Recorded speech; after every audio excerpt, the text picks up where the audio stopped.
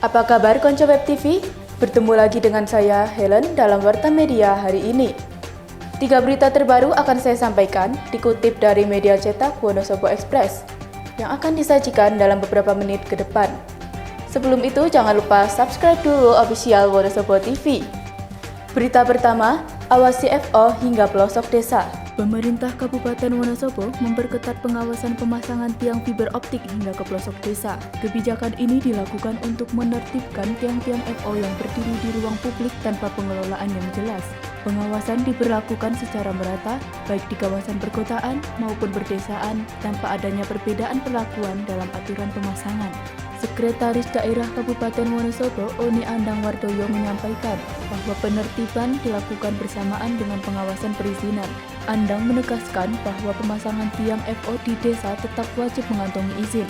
Apabila menggunakan tanah milik pemerintah daerah, penyedia layanan harus mengurus 2 jenis perizinan, yakni izin mendirikan bangunan serta izin penggunaan lahan.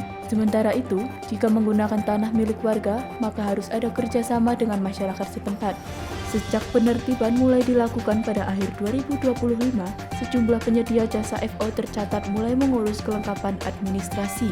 Pemerintah Kabupaten Wonosobo menilai langkah ini sebagai sinyal positif untuk menciptakan ketertiban pemasangan jaringan FO di ruang publik.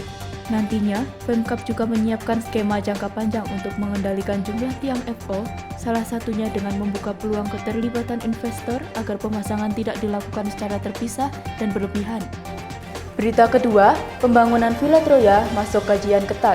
Rencana pembangunan The Troya Premium Villa milik selebritas Vicky Prasetyo di kawasan Telaga Menjer Wonosobo masih dalam tahap kajian ketat oleh pemerintah Kabupaten Wonosobo.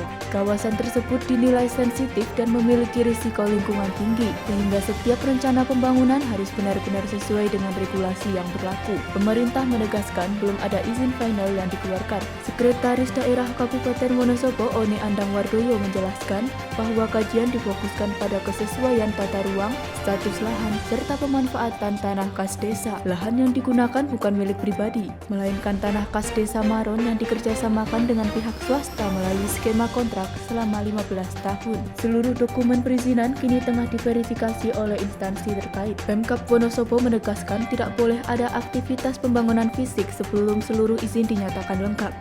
Berita ketiga, aktivitas galian C ilegal di Wonosobo dihentikan.